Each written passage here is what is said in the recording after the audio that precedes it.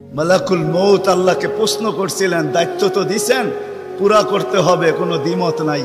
কিন্তু মনে ভাবে মানুষ সারাদিন আমার নামের চর্চা করবে, খালি বলবে এই লোকটার কোনো কাজ নাই, শুধু সারাদিন গাজীপুরে ঘুরতে থাকে, যাকে মনে চায় তাকে উঠায় নিতে থাকে, সারাদিন আমার আলোচনা করবে, মানুষের মুখে মুখে থাকবে। তো আল্লাহ প্রতি উত্তরে বলছিলেন, সাআজআলু লিল মাউতি সাবাবা, আমরা মৃত্যুর কারণ বানায় দিব। ইয়াযকুরু সাবাব ওয়া ইয়ানসাক, মানুষ কারণ নিয়ে আলোচনা করবে, তোমার নাম ভুলেও নিবে না। এখন নাম নিতেছে ডেঙ্গু, কয়েকদিন আগে নাম নিছে করোনা, কখনো নাম নেয় স্ট্রোক করছে, কখনো নাম নেয় এটা সেটা, ঠিক না?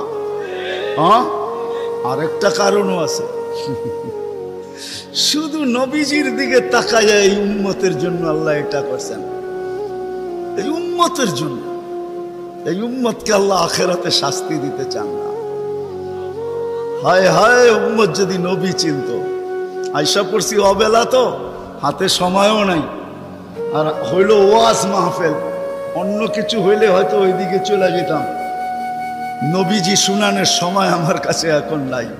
যে উম্মত নবী চিনে না, নবীর কারণেই আমরা পাইছি।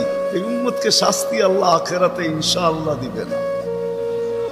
হ্যাঁ হ্যাঁ, দেয় তো দেয় কি কইরা, যার উপরে তিনবার কুদরতি হাত লাগছে। কয়বার? সৃষ্টি লগ্নে একবার, বাছাই পর্বে একবার। আমরা বাছাইকৃত উম্মত।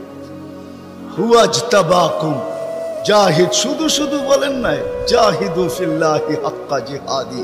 উম্মতে মুহাম্মাদি, আমাকে পাওয়ার জন্য যতটুকু শক্তি আছে সব লাগায় দে না।